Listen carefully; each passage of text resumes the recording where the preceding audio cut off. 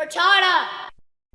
You know, there's a lot of crazy things going on around the world at the moment. Some chick somehow managed to marry Kiryu from the Yakuza games. Well, specifically a cardboard cutout of him. Tiny everything!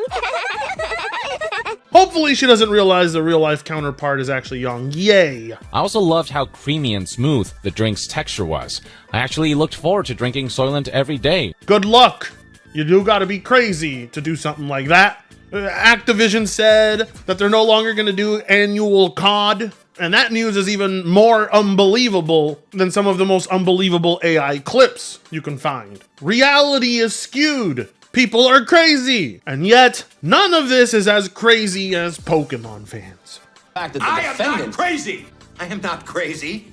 Pokemon fans are a different breed of stupidity, self-loathing, and depression. I don't think I've ever met a single Pokemon fan that isn't depressed and doesn't display some sort of mental illness. It's part of the reason why I don't want to buy anything Pokemon related anymore. Even though, you know, with the way I react and stuff, you could argue I would fit in with that crowd. I'm somehow unable to ever get along with Pokemon fanatics. I don't think Pokemon fanatics get along with even their own kind. Actually, I know they don't, because today's story is absolutely insane. Nintendo, get your fan base under control for the love of God. But then again, you kind of need a crazy fan base in order to sell things like Legends EA in the first place, because only stupid crazy people would actually go out of their way to buy that crap. I never thought I'd say this, but you know, Sonic fans may no longer be the most unhinged fan base in all of gaming. I think it's time we all accept that award goes to Pokemon fanatics. Douchebag of the year!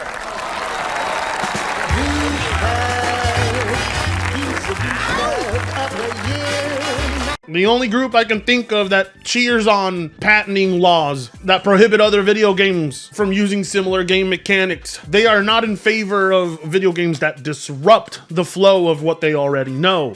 They want things to stay the same. Hell, they want things to be even worse for Pokemon. They just don't ever want Pokemon to go away. Before I get right into the story, I just want to let all of you know, since none of you ever tune into my streams on Sundays. See, the husky's whimpering. He knows you don't. You made that husky cry. Tune into the streams. I rubbed your putrid feet. Tell you what, Half-Pint, why don't you ask me later?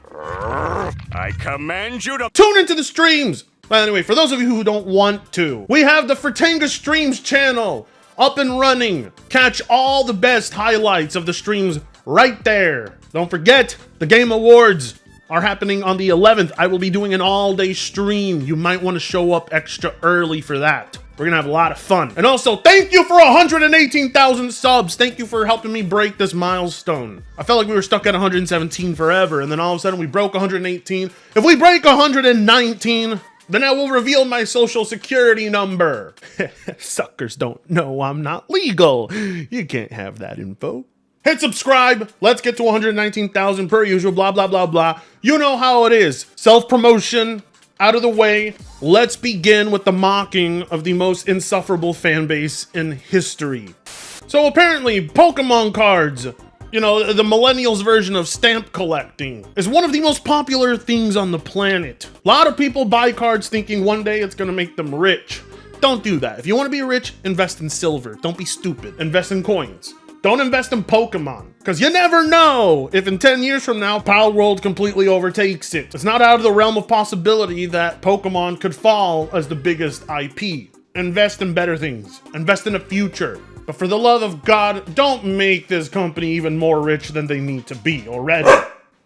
Yeah, thank you, Husky. But apparently, you know, adults just can't help themselves. Pokemon is meant for children. We've talked about this several times. If you're a grown-ass adult standing in line, what are you doing? Get the fuck out of there. Let the kids have fun. It's kind of like bringing Nerf guns to a family party and then just playing with them and never letting the kids have fun. You look ridiculous. What's even more insane, though, is if you get emotionally frustrated and violent over these pieces of cardboard, which is exactly what Pokemon fans have been doing. My staff have had customers threatening to rip their heads off.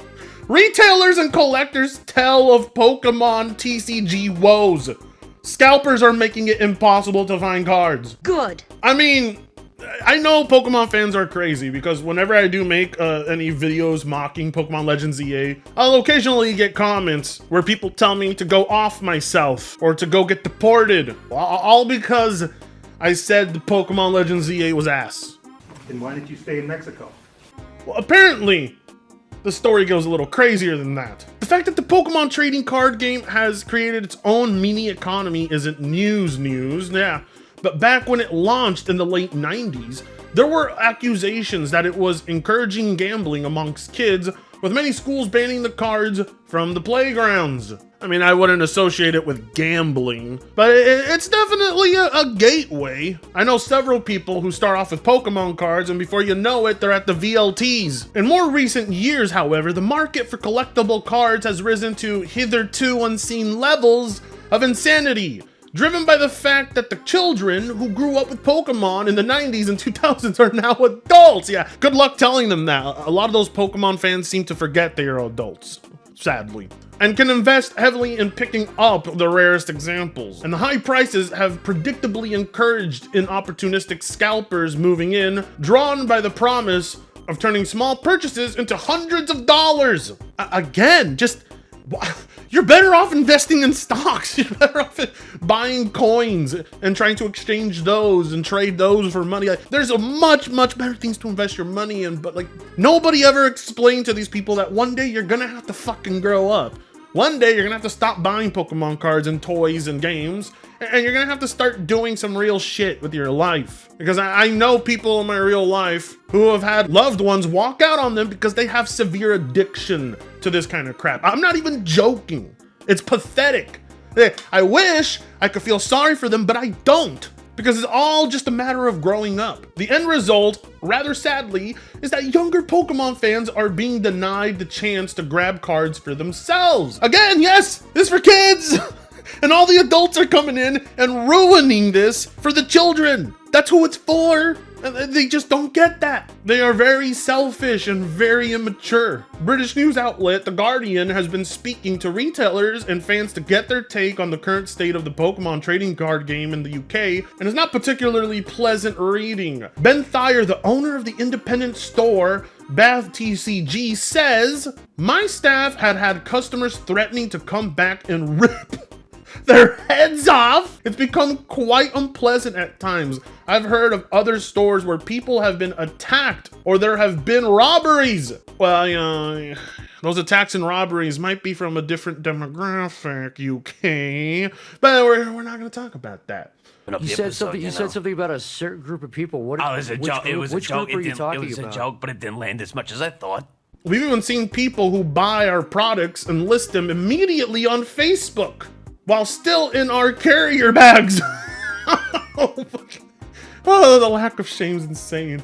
Or sell it right outside the shop. We're even anxious to put stuff on the shelf for the public because we just don't want to entice that sort of behavior. They're outright pulling Pokemon stuff off the shelves because it's negatively affecting their business. This is insane. I mean, it's not far from being believable though, because I have witnessed this side, this very ugly side of the Pokemon fandom. We used to sell whole boxes of booster packs, but now we've had to stop doing that and even place limits on the individual packs. I mean, that's how you should be doing it ideally. Unfortunately, Pokemon cards might be more destructive to society than crack. You can't cure Pokemon retardation in these grown-ass adults. You can get people off crack, but you can't get people off the Pokemon stack. Demand has consistently outstripped supply in the world of Pokemon TCG for a few years now, but Thayer thinks a correction is perhaps on the way, although it may not last for very long. Curious about that, because what could happen to fix this? You can't fix Pokemon fans. There are signs of the market cracking. Whoa! Wait, what? Prices of singles are coming down. Sealed products are coming down. People aren't as ferocious as they once were. There's also a lot of people now thinking Christmas is soon and I need some money because I've not made what I was hoping for from reselling cards, so we'll see it dip. But then early 2026 brings Pokemon's 30th anniversary, so I think we'll see another crazy period. Ooh, Pokemon's 30th anniversary is in 2026. I'll be sure to be there and roast and trash this entire franchise, so, you know, stay tuned for that. And the comments are even crazier. Check this out. Most normal retailers near me stopped selling it outright. Only dedicated hobby stores still sell it. I'll never understand why people are so fanatically obsessed with obtaining cardboard that costs like 4 cents to print. It'd be one thing if you were actually playing the game, but with so many people throwing thousands of dollars just at owning the stupid things, it's insanely eye-rolling to me. I wonder if scalpers see what they're doing and just don't care about it. I wish all scalpers lose all the money on your bank accounts. I will say some of the card art is simply beautiful, but yeah, the collection has gone rather out of control. I mean, I don't understand the value. A Pokemon card can't get you through anything in life, realistically. Like, it holds no actual value. I mean, well, no, that's not true. Like, if we reach apocalyptic times and people have nothing to burn, those Pokemon cards will serve as fuel for a bit, I guess. I'm just thinking about all the toxic fumes that'll come out of that burning pile and how nice it'll be to take a big whiff of that and lose all your brain cells and give yourself cancer. But yeah, it's a real problem. And then The Guardian is also reporting on this too. Kids can't buy them anywhere. How Pokemon cards became a stock market for millennials. Funny, that's exactly what I just said. Pokemon has been huge since the late 90s. Millions of people have fond memories of playing the original Red and Blue games or trading cards in the playground for that elusive shiny Charizard. If your school didn't ban them. The franchise has only grown since then, but where the trading cards are concerned, things have taken an unexpected and unfortunate turn. It's now impossible to get your hands on newly released cards thanks to an insane rise in reselling and scalping over the past year. Now, this is true because my sister took my nephew over to Walmart trying to get him some Pokemon cards. Now, all I remember is that Pokemon cards were literally right there where the candy is on the checkout aisle. They were like so readily available. You could just grab them. They were within your reach. But now they keep them behind glass with a bunch of security locks because it's a huge problem. Not only do people steal them in droves, but once they are on a shelf, crowds of people will swarm and physically hit each other and fight over them. It's a real problem. I'm not even kidding you. This actually happens. It's a frenzy. Like, they see some fucking gay ass Pokemon card and they immediately do some gay shit like, oh, get out of my way. Literally grab a kid, throw him 5 feet in the air just to get their hands on these things. I've seen it. Well, minus, you know, the throwing the kid part, but I have seen them physically fight each other. Selling on your old cards to collectors has always been part of the hobby, and like baseball cards or Magic the Gathering, Pokemon cards can sometimes go for thousands of pounds. However, the resale market for Pokemon has climbed so high that even new cards are valued at hundreds before they've even been released. The latest set, Phantasmal Flames, had a rare special illustration Charizard that was being valued at more than 600 before anyone had even found one. When a pack of cards retails at about 4, there's a huge potential profit to be had. This has led to a speculative stock market developing around the card game, with adults snapping up all the cards they can get their hands on, making it impossible for kids who may actually want to collect them or play the game associated with the cards to get their hands on it. It's become quite unpleasant at times. I've heard stories where people have been attacked or there have been robberies. Online via retailers such as Amazon, you can only request to buy Pokemon cards, after which everyone is entered into an opaque raffle for the chance to buy them in the real world. Meanwhile, resellers will queue for hours outside shops, hover around shelves as if they're being restocked, and buy up every item before anyone else can see it.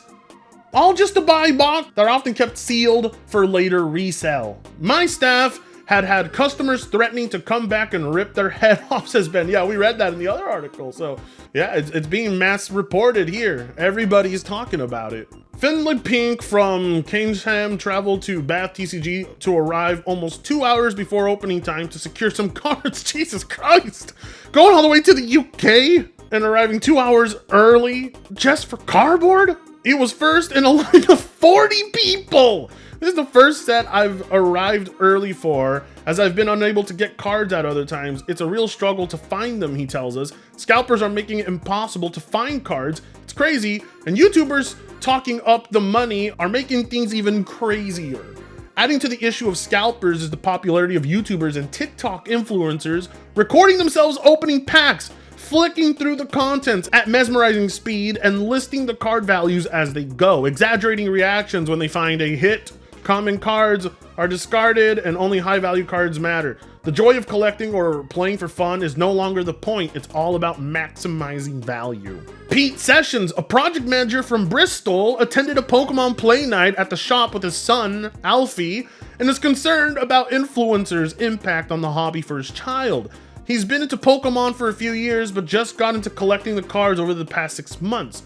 I've had to ask shops when their stock drop days are just to try to find some, he tells us. Alfie watches YouTubers and he's become very aware of the value of cards. I'm worried about the perception that it's easy to make loads of money when that probably isn't the case. It isn't. This is a very bad investment. Do not do this.